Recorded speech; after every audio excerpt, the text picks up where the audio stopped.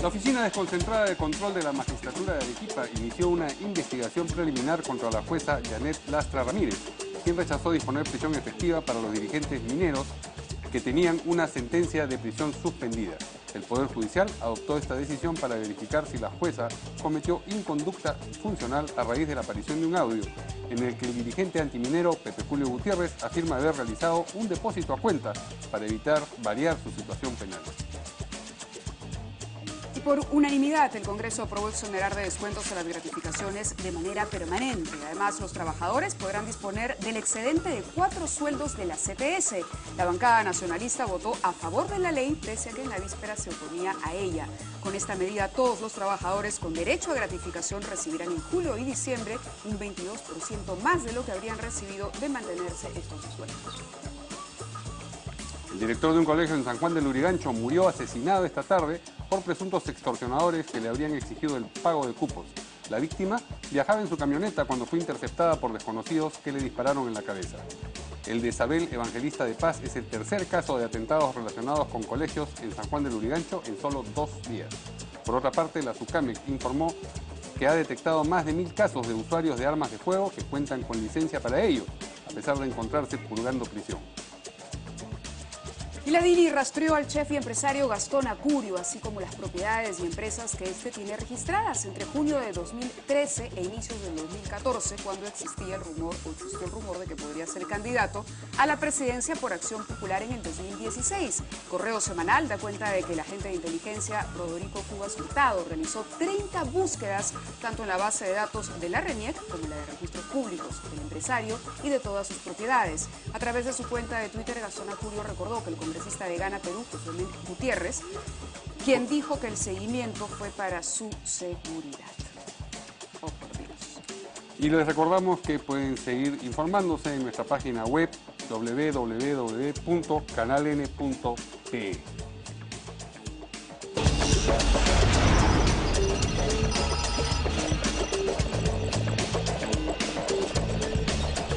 ¿Qué tal, amigos? ¿Cómo están? Buenas noches, bienvenidos a En Portada. Hoy día no está Verónica, pero nos acompaña Mario. Gracias, Mario. ¿Cómo están todos? Bienvenidos. La verdad es que podríamos decir que estamos todos seguros gracias a la DINI, ¿no? Si este criterio que comentábamos en uno de los titulares es válido, el de José Gutiérrez, con respecto al seguimiento de Gastón. Sí, claro, que lo hacen para que estemos seguros. Sí, estamos absolutamente. Porque ¿no? se han seguido a todo el mundo. Sí, por lo visto. Muy bien. Tenemos entre nuestros invitados hoy día al congresista de Gana Perú, aquí presente, Omar Chejade. ¿Cómo está? Gracias, Mario, Mávila, por está? la invitación. Y estamos esperando que llegue, seguramente está atrapado en el tráfico, Juan Cheput, analista político, antiguo dirigente de Perú Posible. Pero para ir con el primer tema, tenemos primero, entendemos, un contacto con precisamente la jueza Janet Lastra Ramírez. ¿Cómo está, doctora? Buenas noches. No sé si nos escucha. Buenas noches, señor periodista. Sí, parece que el audio habría que subirle un poquito a la doctora. Bueno, tenemos este enlace con la magistrada porque decíamos también en los titulares que se ha iniciado una investigación preliminar contra ella debido al caso de Pepe Julio Gutiérrez, el hecho de que ella rechazó disponer prisión efectiva para los dirigentes mineros que tenían una sentencia de prisión suspendida. Hay toda una investigación y hay una serie de dudas en torno a la manera como actuó, si actuó de manera idónea la magistrada o si por el contrario cabe abrir para ella una investigación. Doctora Lastra, muy buenas noches, ¿nos escucha mejor? Sí, buenas noches. Bien, queríamos preguntarle... Sí, lo escucho, buenas noches. ¿Cómo está? Buenas noches, sí. Queríamos preguntarle por el sentido de esta sentencia que ha sido observada a propósito de no disponer prisión efectiva para dirigentes que ya tenían una prisión suspendida. ¿Cuál fue el criterio, el razonamiento que usted siguió para tomar esa decisión? Como ya lo he referido en la declaración que he prestado a las 5 de la tarde, de conformidad al inciso 6 del artículo 47 de la Ley de la Carrera Judicial, no puedo emitir declaraciones sobre el fondo de un proceso. Ajá. Y he proporcionado una copia de dicha resolución a todos los periodistas que han concurrido.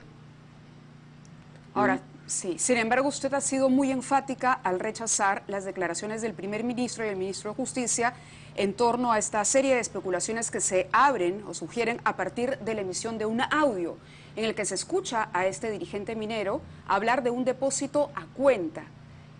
Sobre eso sí se puede pronunciar, sobre su rechazo a las declaraciones de estas autoridades y si ellas van a ser comprendidas en las acciones penales que ha dicho usted tomará.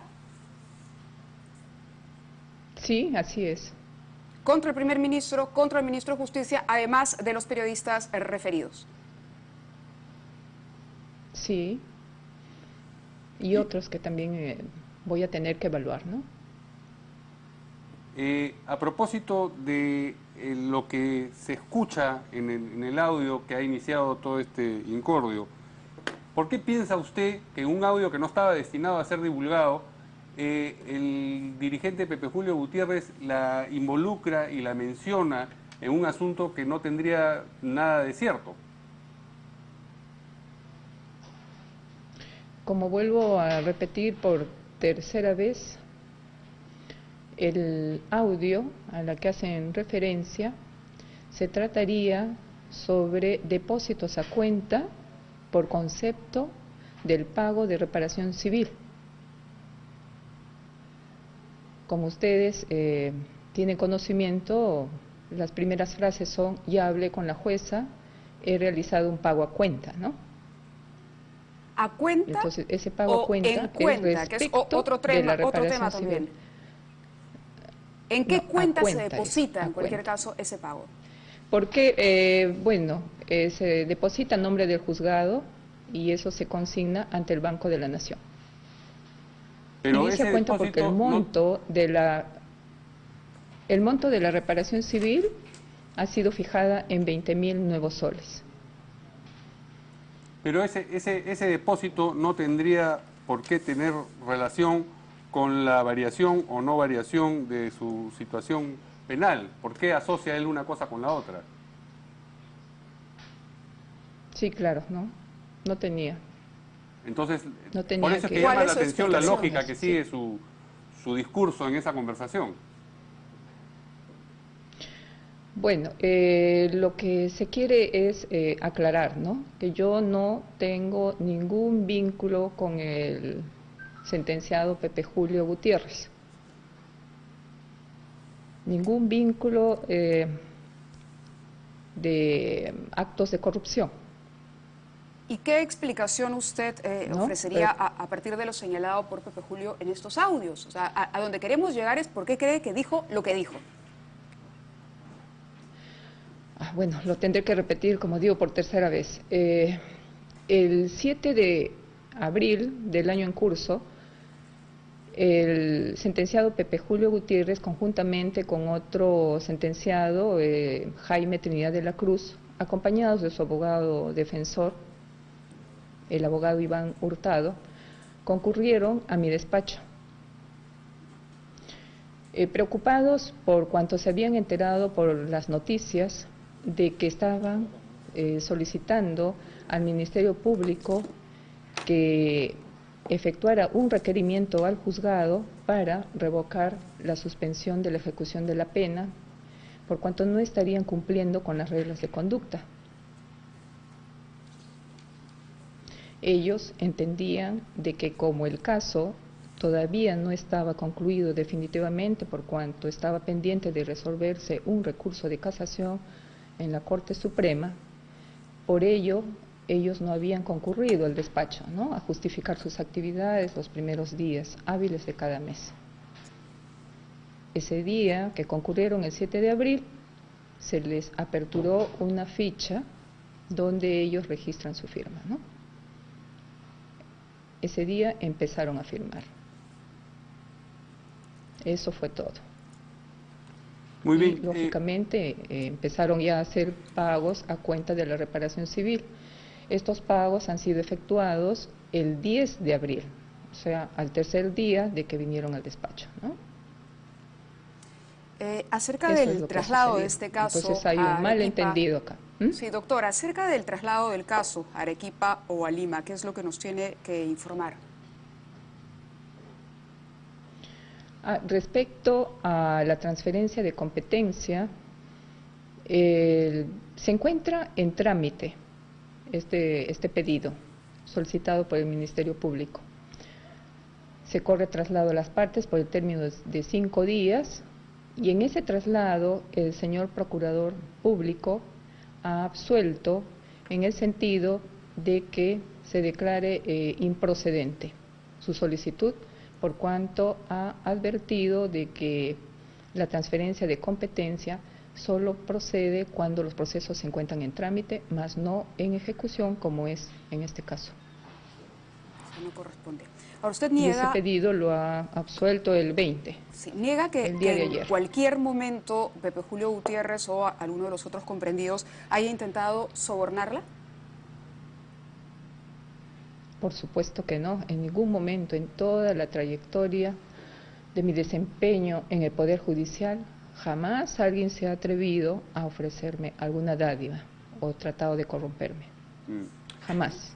Bien, para terminar, ¿nos puede confirmar entonces usted que el proceso se va a seguir llevando en Islay? Bueno, el de ejecución de sentencia sí, porque ya el procurador se ha desistido de ese pedido. En cuanto a los otros pedidos sobre transferencia de competencia respecto a todos los casos sobre tía María que se viene conociendo, se encuentran aún en trámite también. Muy bien. Y eso le compete resolver a la Sala Penal Superior de Arequipa. Muchas gracias por este contacto a la jueza Yanet Lastra. Buenas noches, nos queda claro su... Gracias a ustedes. Sí. Buenas noches. Buenas noches.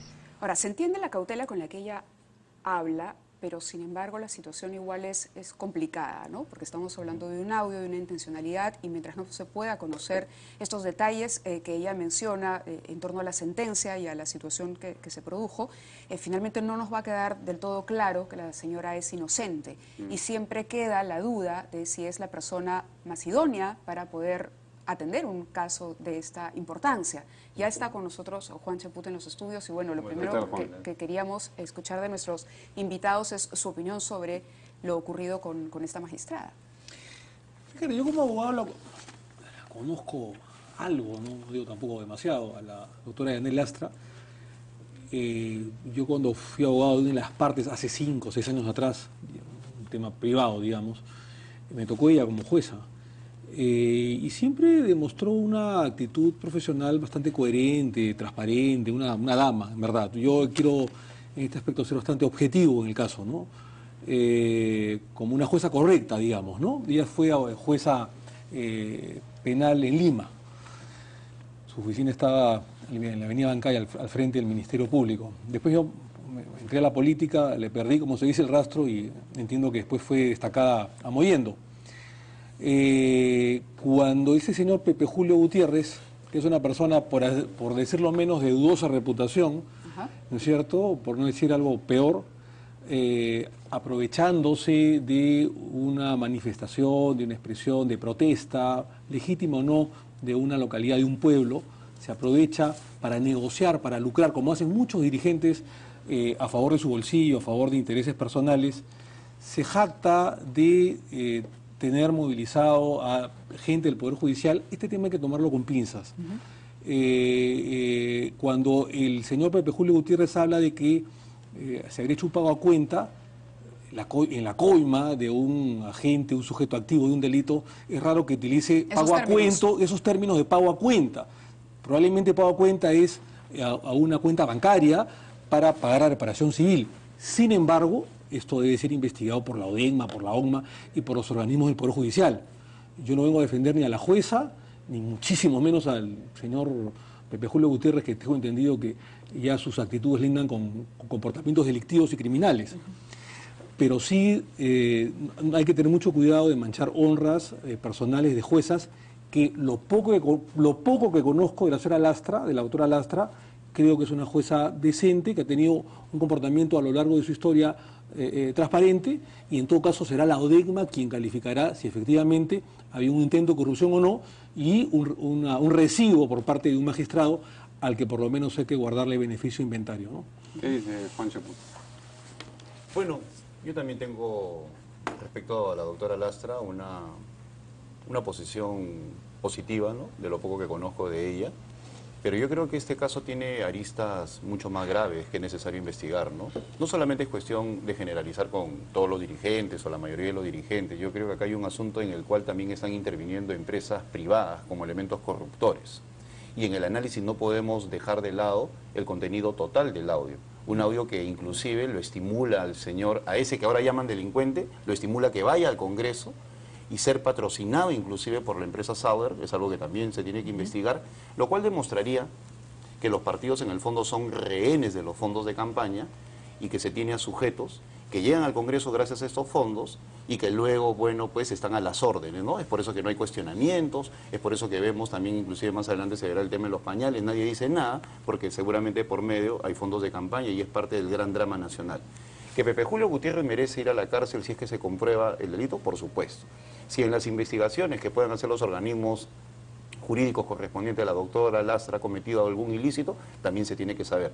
Pero no se puede sacar del debate la participación de la empresa. El individuo que va, que negocia las lentejas, se menciona inclusive al ingeniero González Rocha, que es el presidente ejecutivo de Sauer, eso tampoco es muy levantado por los medios, entonces acá se configuran una serie de cosas que no es nueva en el Perú. Yo recuerdo mucho cómo hace aproximadamente 6 o 7 años vino el presidente Álvaro Uribe a hablar en una conferencia anual de ejecutivos. Y él habló específicamente del tema de los corruptores empresariales, ¿no?, que buscan atajos en el sector público. Bueno, y los aplausos que antes de eso eran estruendosos, fueron mínimos.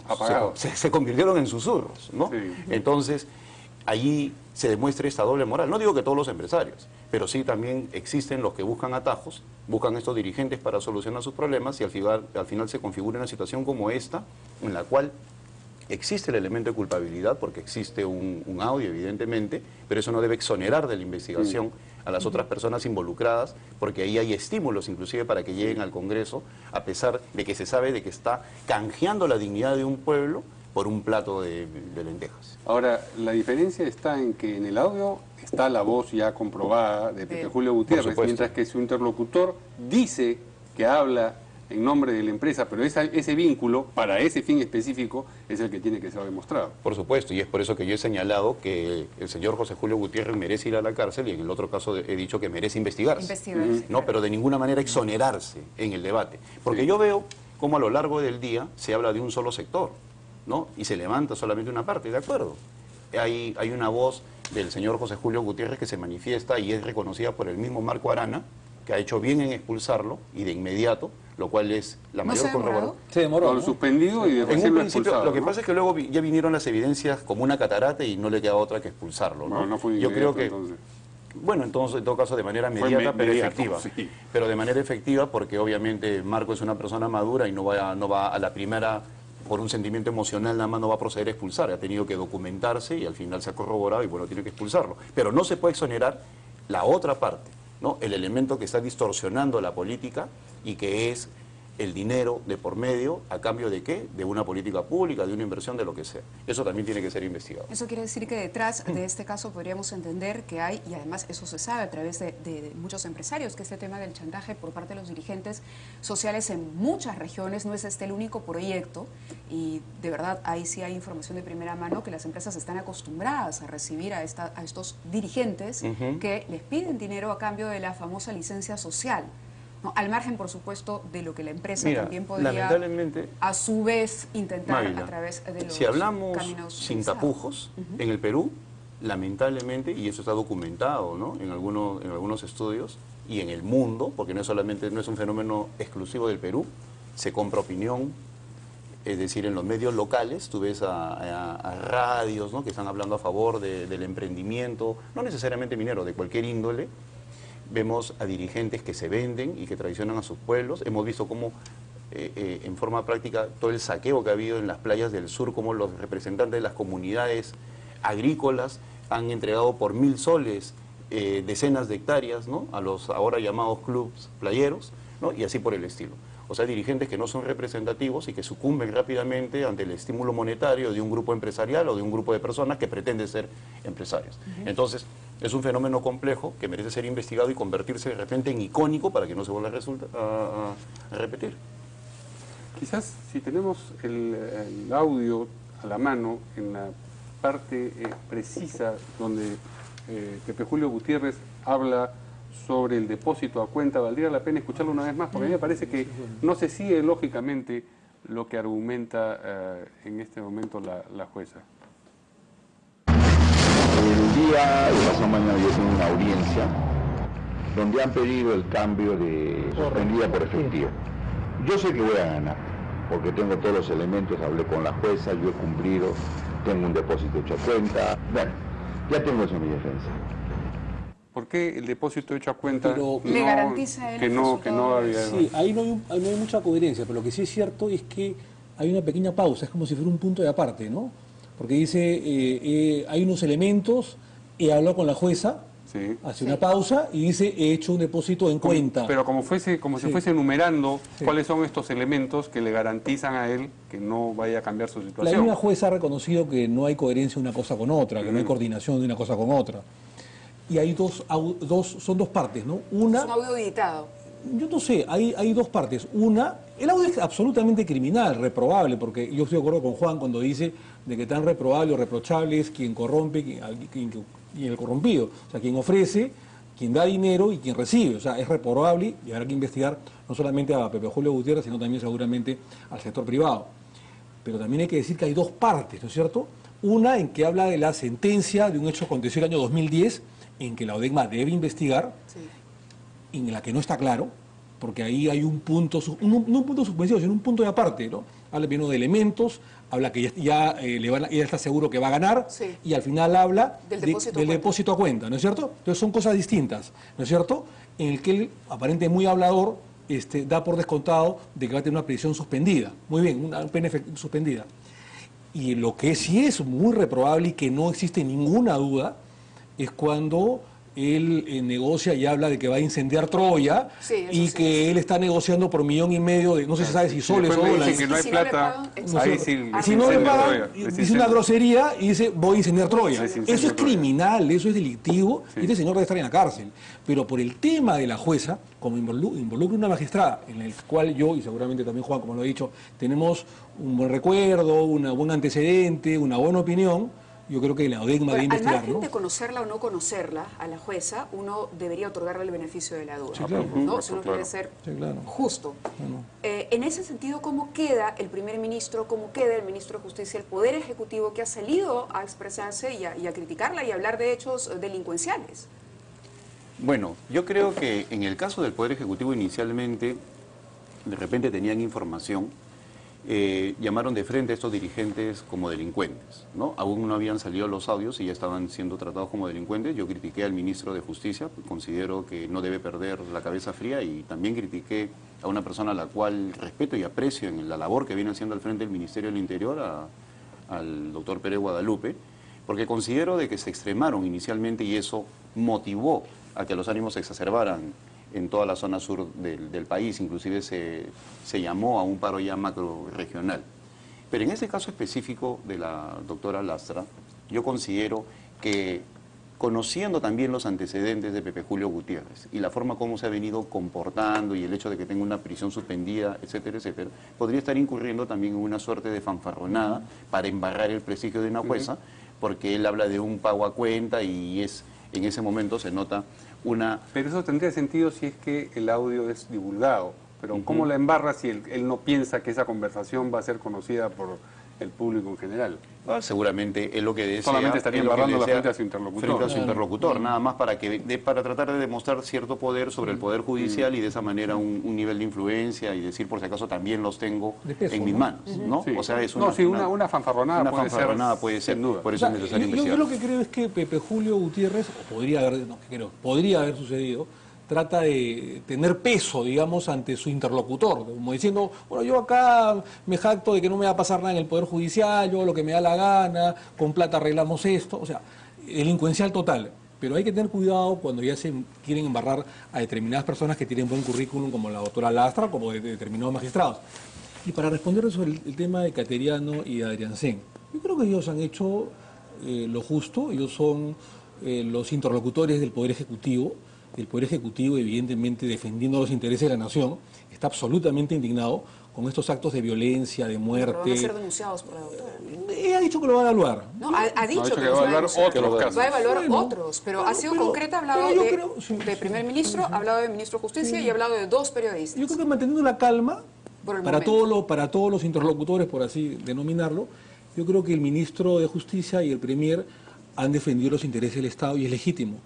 Y si en esa defensa del Estado por ahí ha habido algún exceso, yo creo que es comprensible, porque creo yo que el momento tan delicado y tanta muerte, sangre y violencia y de perjuicio económico al país, creo que hay que tomarlo bastante en cuenta, ¿no? Yo sí creo que en momentos como estos hay que tener la cabeza bien fría, ¿no? Yo he sido ministro de Trabajo y he enfrentado momentos verdaderamente muy fuertes como el 14 de julio, cuando se levantó casi todo el Perú en un paro emblemático, el famoso de la patadita, y creo que una de las cosas que transmitió Carlos Ferrer en esa oportunidad fue una cabeza fría y a prueba de balas.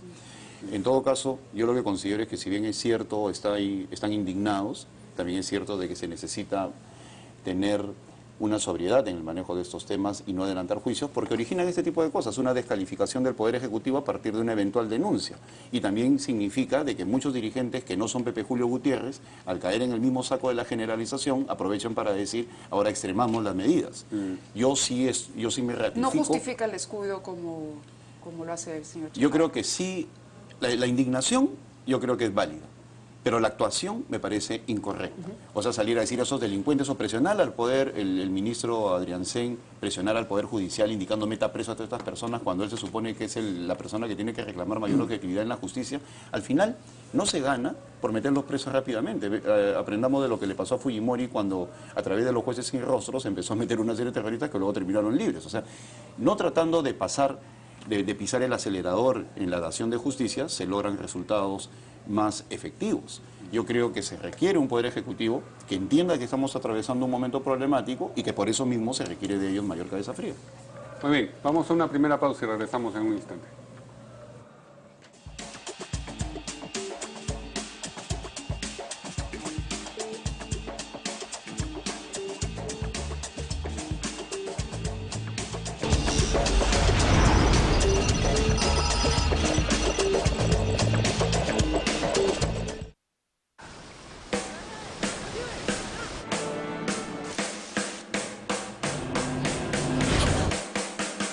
I'm ready.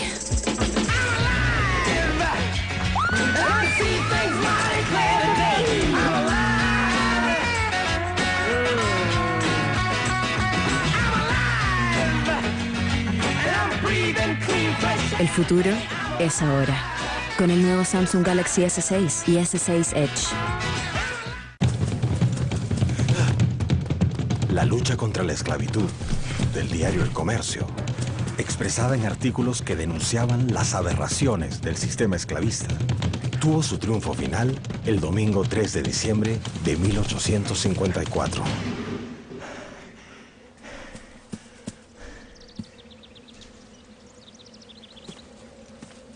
Ese día, el presidente Ramón Castilla decretó el fin de la esclavitud. Cada mañana, tú eliges El Comercio. Nuevo detergente líquido Bolívar Matic. Penetra profundamente las fibras, arrancando la suciedad, incluso de zonas difíciles, como cuellos y puños. Deja tu ropa impecable, con un aroma espectacular, y haz que tu día brille. Nuevo detergente líquido Bolívar Matic, el aliado perfecto de tu lavadora, recomendado por Samsung.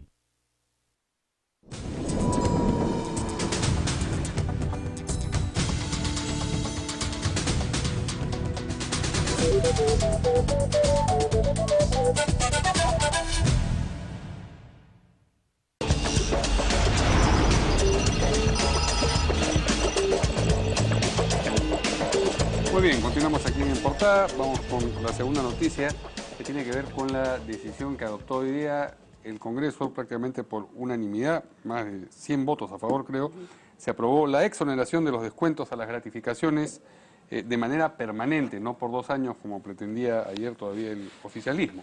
Lo curioso es que a pesar de haberse opuesto ayer a esa dimensión de la medida, digamos, hoy día el oficialismo votó a favor. Nos podrá contar por qué el congresista acá presente, Omar Chejade, Pero hay que señalar también que en el camino se ha pronunciado el Ejecutivo, en concreto el Ministerio de Economía y Finanzas, que ha publicado una nota de prensa que basta leer el titular para enterarse uno de qué trata, como se hacen los titulares por lo demás.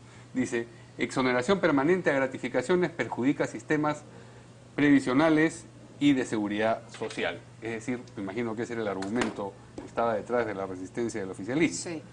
Entonces, ¿qué cosa nos puede contar usted? Al final no se puso la palabra permanente, simplemente se expidió, o sea, aprobó un proyecto en el que se señalaba de que era a partir de su aprobación, de la entrada en aprobación de esta ley, la norma, con lo cual tenía pues efectos permanentes, ¿no es cierto?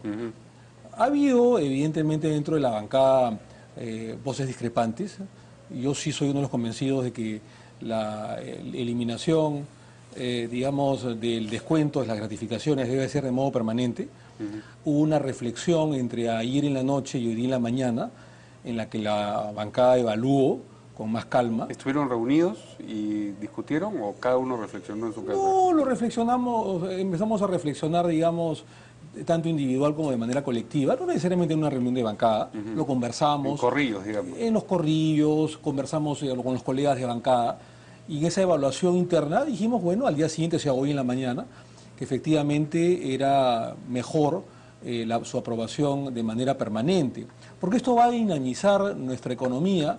Es evidente que eliminando estos descuentos de las gratificaciones va a servir para que los trabajadores y las grandes mayorías en el país de trabajadora pueda pagar sus deudas, sus hipotecas y una serie de Ese es dinero. el argumento a favor, Así en es. contra, y según lo que decía Mario, de acuerdo a este comunicado, que además precisa en los párrafos siguientes la cantidad de dinero que va a dejar de percibir el Sistema Nacional de Pensiones. Habla de 4.411 millones de dólares.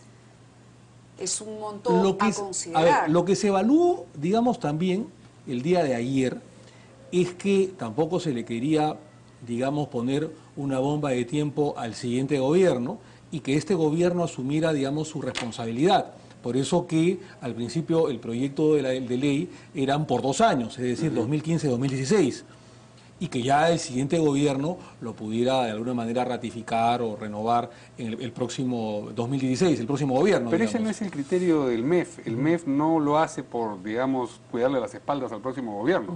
El MEF está diciendo desde ya que eso afecta al sistema, perjudica a los sistemas previsionales y de seguridad social. Son 2 argumentos distintos. Y advierte que a la larga todo esto estará o actuará en detrimento de la propia población, es decir, aquel que hoy puede gastar un poco más, en el futuro de pronto no podrá cobrar la pensión que tiene que cobrar porque va a haber sin duda un forado o una cantidad de dinero que se va a dejar de percibir. Por lo menos es el tono del comunicado, ¿no? Esa es una afirmación técnica respetable. Me gustaría, yo no he leído ese comunicado, usted lo está señalando el día de hoy, me gustaría escuchar al ministro de Economía, el ministro Segura, para que de alguna manera exponga los argumentos técnicos, pero creo que políticamente hoy día el Parlamento se ha puesto la camiseta de los trabajadores, de las grandes mayorías, no populistamente, y creo que con esto se va a dinamizar de alguna manera nuestra economía, va a reflotar nuestra economía, va a seguir creciendo, y creo que es un justo anhelo de millones de personas. Se está invirtiendo mil millones de soles. No es algo que se consigue solamente enunciándolo, ¿no? Así es. Sino que tiene que demostrarse si en efecto se está afectando el sistema previsional y de seguridad social a cambio de lograr el beneplácito y el aplauso de una mayoría de trabajadores en el presente. Pues entonces sí resulta populista. Habrá que escuchar Juan, habrá que escuchar entre los argumentos al ministro. ¿No los han involucrado en la reflexión ustedes? No, de ninguna manera. Habrá que escucharlo al ministro Segura y face to face, cara a cara, que nos diga cuáles son los argumentos técnicos. Pero eso de que la bancada nacionalista no conozca los argumentos del ministro de Economía. Bueno, es que nunca en ningún momento nos ha señalado lo que el día de hoy Mario Yuglini ha leído, ¿no? Por lo menos hasta esta hora, ¿no? No, bueno, es que es un comunicado que ha salido ahora por la tarde. Recientemente. Pero no es una información. Vamos a hacer que se lo envíen a usted habrá que escucharlo. No, pero una cosa es leerlo fríamente y otra cosa es que técnicamente en un debate lo explique el ministro Segura. Bueno, fríamente y técnicamente más o menos que... Mira, yo veo que hay algo raro, ¿no? Mal el ministro de Economía y mal la bancada. Y voy a decir por qué. En el caso del ministro de Economía, una vez más se demuestra la impericia política de algunos ministros, porque no pueden jugar con fuego en épocas electorales. Se han pasado todo el tiempo indicando, yendo en contra de lo que decía Víctor Andrés García Belaúnde, de que no se puede quitar los descuentos a las exoneraciones, y se han opuesto durante todo el tiempo, y al final, con el propósito, entre comillas, de reactivar la economía, presentan un proyecto de ley por 2 años. No, pero además es una decisión que se toma de un día para otro. De un día para otro, y aún más, se aguanta la agenda de debates en el Congreso, porque ahí habían proyectos de los congresistas en ese sentido para que ingrese como parte del paquete económico del ministro de Economía y aparezca como una decisión del Ejecutivo, sin hacer el análisis político respectivo de que en manos de un grupo de congresistas que en esos momentos legítimamente tienen pretensiones electorales, iban a irse hasta el extremo. Es decir, les ponen el caramelo para que la pelota para que metan gol, ¿no? Y luego salen a decir de que no es posible. Y además, mira, si vamos a ingresar al terreno técnico, pues ingresemos al terreno técnico. Esto no va a incentivar el consumo, lo acaba de decir muy bien Omar. Eso va a ir a pago de deudas, va a ir a pago STS, a una serie de cosas, y eso no es consumo. Si la medida fuera para que la gente que no es, que quiere utilizar lo que se le iba a descontar en consumo, ahí sí podríamos estar hablando de un elemento reactivador en 2 episodios, ¿no? En julio y en diciembre, pero no va a ser así. Entonces esto ha sido simplemente parte de una medida, también con un criterio, no digamos populista, pero sí tratando de ganarse en algo a la población, que le ha salido el tiro por la culata al gobierno. Pero por otro lado, también es inusual que una bancada oficialista vote en contra de lo que dice su Poder Ejecutivo. Y que cambie de decisión a último minuto. Eso sí me parece inusual, y es algo que creo yo que una persona muy representativa de la bancada como Omar podría explicar. Pero la primera persona que se pronunció, porque al fin hay ministro de Trabajo luego de 4 años en este gobierno, fue Daniel Maurat. Desde la mañana, que dijo que la posición del Ejecutivo era que simplemente la suspensión de los descuentos sea por este año y el otro. El resto, lo que había planteado el Congreso, pues simplemente tenía que discutirse en el Consejo de Ministros a ver si se observaba la ley o no. Ahora, en lo que se refiere a salud, yo la verdad creo que el gran problema de salud no son esos fondos, sino una ineficiencia en la gerencia. Todo lo ven obra física y nada de procesos. Si tuvieran un enfoque por procesos, pues yo creo que la solución estaría a la vuelta de la esquina.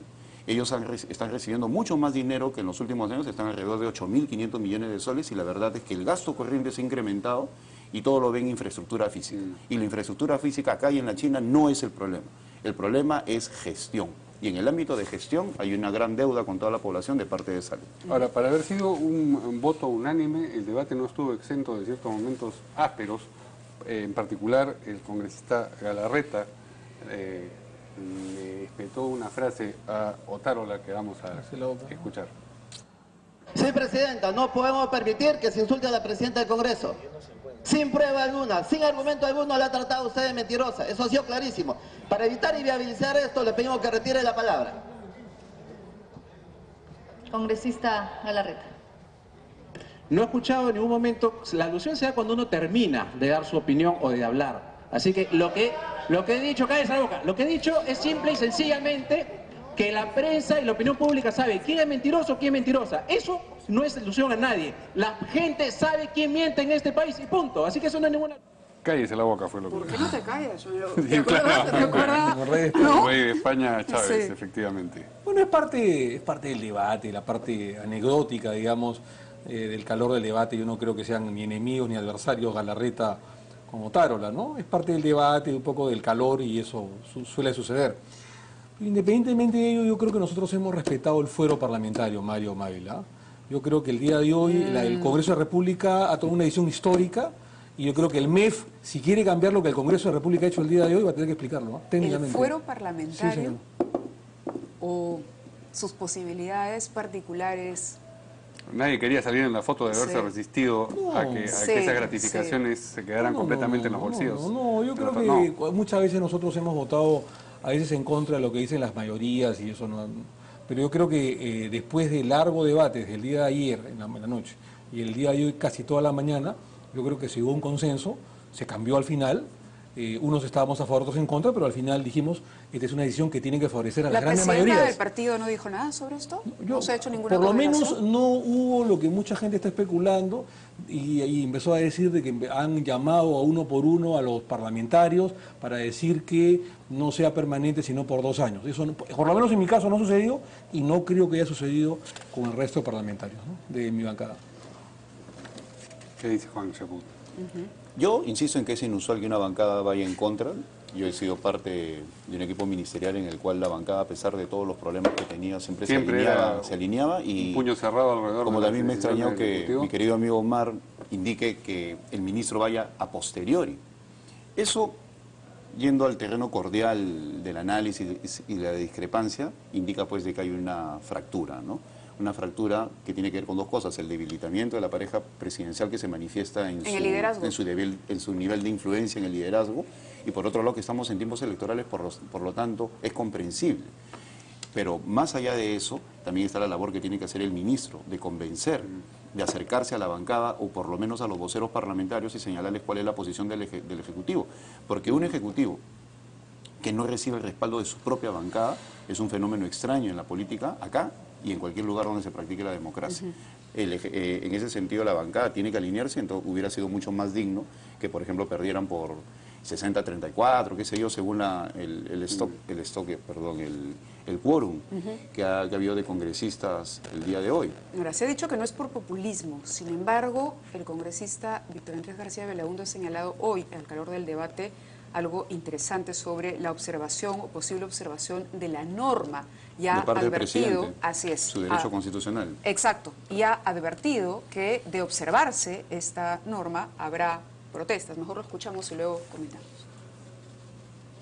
Bueno, el Congreso tendrá, si el Ejecutivo la observa, se va a disparar a sus propios pies. Van a salir la gente a las calles a protestar. Pero es un gobierno tan insensible al clamor popular que cualquier cosa puede pasar. Pero en todo caso, acá estoy convencido que este Congreso la va a promulgar y la va a ratificar. Gracias. Es de esperar que lo observe el Ejecutivo después de este comunicado, esta nota de prensa del Ministerio de Economía. El ministro tiene que haberlo participa consultado el con el Ejecutivo. Premier. El ministro de Economía no va a lanzar un comunicado de esa índole cuestionando al Poder Legislativo si es que no lo ha hablado por lo menos con el Premier. Eso es lo mínimo que tiene que haber pasado. El presidente de la República, por otro lado, está en su derecho constitucional de observar la ley y el Congreso de aceptar esa posición e insistir. Al final es parte de la democracia. En todo caso, en el medio, ¿qué es lo que tiene que haber? Un debate. Porque, por si acaso, ni los mismos laboralistas se ponen de acuerdo sobre el tema de las remuneraciones. Este es un tema muy complejo.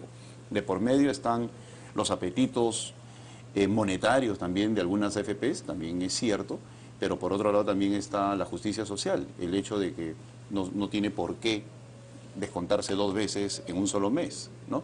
Pero es un tema de discusión que merece un debate complejo, técnico. Ahora, y obviamente simplemente para eso para terminar con la discusión, el presidente de la República está en todo su derecho, digamos, constitucional de observar o no la norma, ¿no? Esperemos que, en todo caso, el ministro Segura, repito, explique técnicamente lo aprobado el día de hoy. Pero en todo caso, si bien es cierto, siempre hay una coordinación importante con el Poder Ejecutivo, esta bancada nacionalista, más allá de que siempre apoyemos al gobierno y al Ejecutivo, tampoco pues es una bancada áulica, ¿no? Es decir, que necesariamente todo lo que diga el Poder Ejecutivo es un dogma de fe, ¿no es cierto? Hay veces que nosotros también tenemos nuestra propia posición y tratamos de consensuarlo con el Poder Ejecutivo. Pocas veces y tienden a incrementarse conforme se acerca el fin del gobierno y entonces se provoca una política del sálvese quien pueda, que me parece lo que ha sugerido Juan Chaput. Tampoco es así, pero vuelvo a decir de que no es una bancada áulica como sucedió probablemente en otro gobierno. Nos están pidiendo un corte. En cualquier caso hay un velo de sospecha sobre la bancada nacionalista. Vamos a la pausa y regresamos.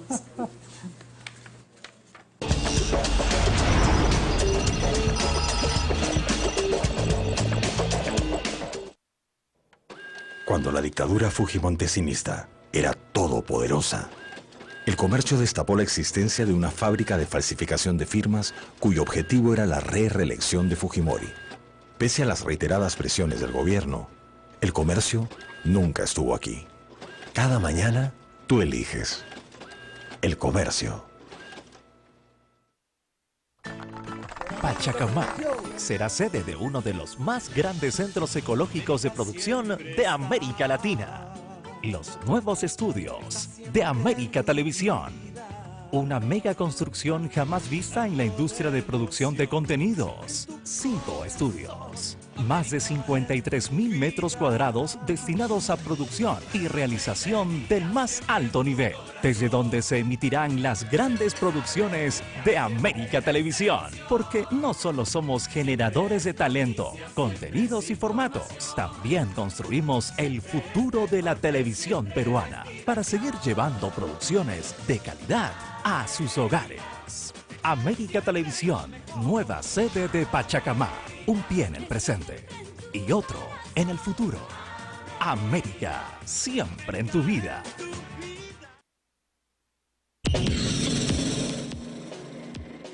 Esta noche en la Hora N, una mesa de análisis con Víctor Andrés García Belaúnde y Pablo Secada en torno a la decisión del Congreso de exonerar de manera permanente los descuentos a gratificaciones de los trabajadores. La Hora N con Jaime de Altavos.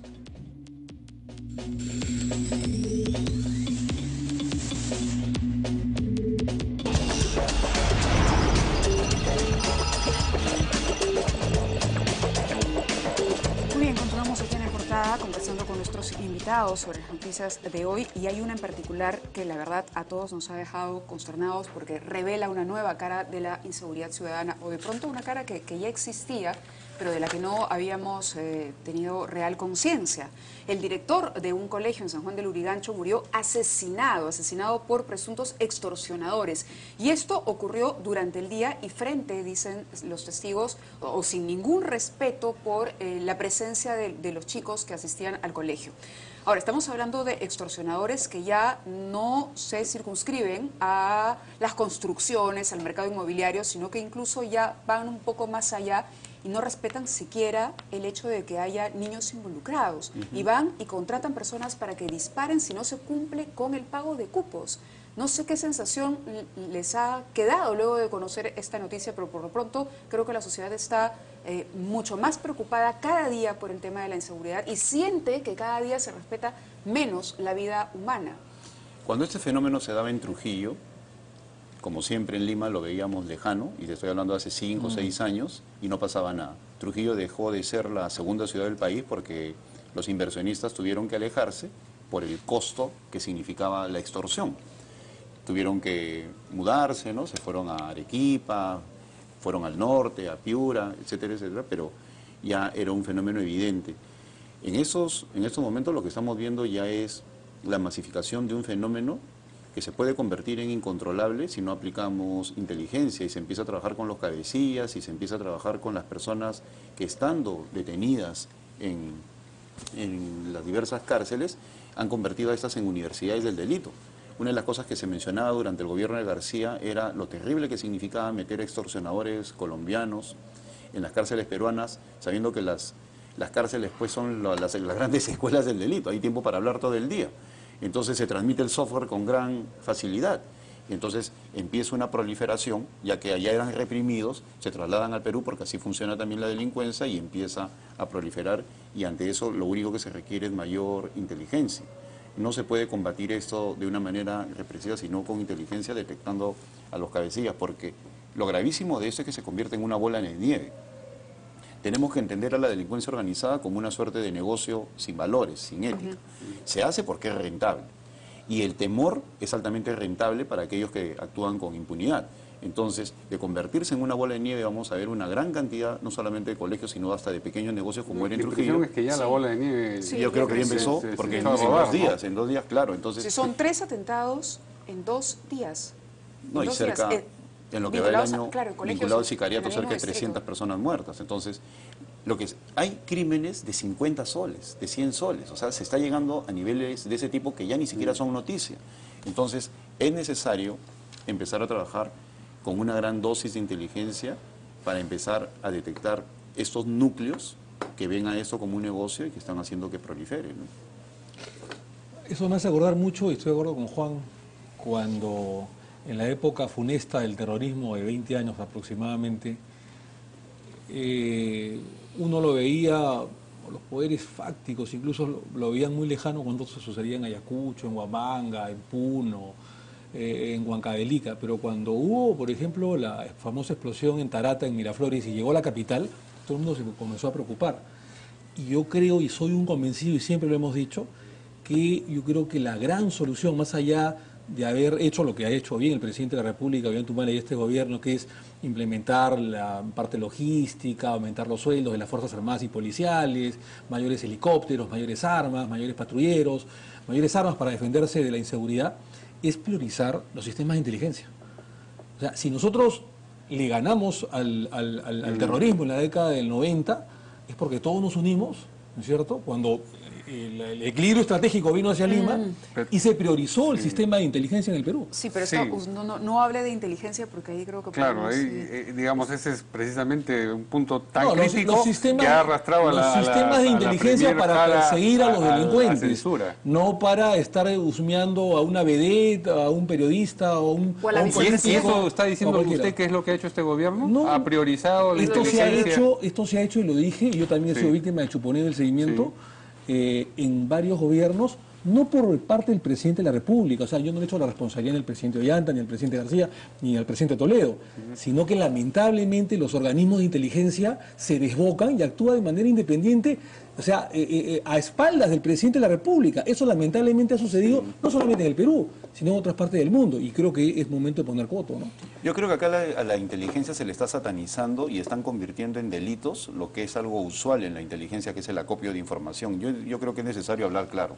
Los organismos de inteligencia tienen dentro de sus funciones acopiar información, independientemente de los fines. Entonces, cuando empezamos a satanizar, a decir, uy, siguió a este, al otro, porque se empiezan a filtrar, esas personas que están filtrando le están haciendo un tremendo daño a la función de inteligencia. Pero si hay 30 millones de habitantes, a los 30 millones de habitantes no se les acumula información. No, es interesante ver a quiénes se selecciona para seguirlos y saber de sus propiedades y saber quiénes son sus parientes y qué tipo de actividades desempeñan. El ciclo de la si resulta que alguno de esos personajes escogidos son personajes políticamente, digamos, incómodos para el gobierno, entonces 2 más 2 son 4, resulta que sí hay algo que observar y no se trata solamente de un procedimiento protocolar. Por eso, mira, una cosa es la inteligencia, que es el acopio de información, y otra cosa, el uso de la información que nace de la inteligencia, que puede ser con fines perversos. Yo creo que la parte final, la del uso, es la que se tiene que cuestionar, pero el acopio no, porque de lo contrario estamos incurriendo en un problema, el problema de satanizar una función que es necesaria para la supervivencia de cualquier Estado. No, es necesaria, pero ahora, sí, Mario, por favor. Lo que pensaba es que un servicio de inteligencia que se respete, cualquiera sea, digamos, Marina, FA, policía, en fin, el que sea, debiera también tener los candados necesarios para que estas filtraciones no se produzcan. Es decir, ¿cómo hablamos de un sistema de inteligencia inteligente si parte de ese servicio de inteligencia está filtrando información a medios de comunicación y además en una dirección determinada? El problema, por eso vuelvo a repetir, no es la inteligencia, sino los individuos que están ejerciendo. ¿Pero qué es la inteligencia si no los individuos que la ejercen? No, la inteligencia no es otra cosa que conseguir datos, acumularlos y a través del análisis convertirla en información que tiene que ser utilizada para determinados propósitos. Y eso se hace en todos los países. O sea, el ciclo de inteligencia es necesario para la supervivencia de los estados. El cómo se usa esa información, ese es el problema y eso es lo que tenemos que investigar. Y también aquellos que usan esa información para filtrarla y convertir a un organismo necesario en algo negativo. Yo no tengo ningún temor en zancocharme públicamente defendiendo la función de inteligencia porque considero que es importante para el país. E inclusive podría ayudar a detectar cuáles son los dineros que están detrás de todos estos, de estas revueltas que hay solo en las empresas mineras. ¿Quién es, por ejemplo, el país que se beneficia con que no salga ningún emprendimiento minero en el Perú, vinculado al cobre? Chile. Porque en Chile el costo de producción es 2.85 y en Perú es cerca de 1,2. Entonces, si nosotros ponemos en funcionamiento todos nuestros emprendimientos mineros de cobre, Chile simplemente colapsa. Entonces, para eso sirve la función de inteligencia. Pero que empecemos a satanizarla porque se sigue a una vedeta, a algo, bueno, eso busquemos quienes hacen ese tipo de seguimiento. Pero la función de inteligencia es necesaria y yo respeto mucho el trabajo que se hace sobre todo en la Policía Nacional, que creo yo que a pesar de haber pasado un problema con Montesinos, siempre se conservó como una función especializada, que inclusive llegó a capturar a Abimael Guzmán. Y en estos momentos, si queremos atacar el problema de la delincuencia organizada, de la extorsión, pues tenemos que apostar por la inteligencia y aprender a defenderla públicamente. Tenemos que ir a una pausa, pero vamos a regresar para seguir hablando de inteligencia y precisamente del seguimiento del que fue objeto Gastón Acurio. De acuerdo.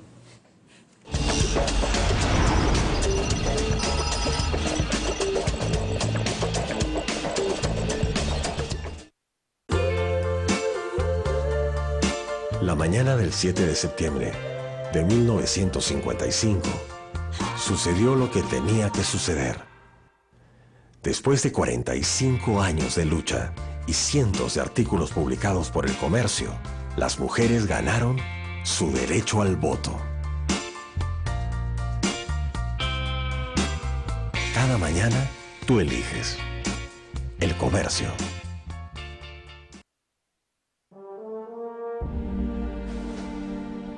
Mi objetivo siempre fue ser un hombre de éxito, pero para mí el éxito no es real si es que no se puede compartir con los demás. Y es por eso que he decidido luchar por el más grande de todos mis sueños: ser presidente de la República. Voy a romperme el alma para convertir al Perú en un país de emprendedores. No voy a parar hasta lograr que se vayan todos los políticos fracasados. Y hoy anuncio que voy a comenzar a viajar por todo el Perú para encontrarme con todos ustedes. Movimiento Democrático Ciudadano. Ya nada ni nadie podrá detenerme.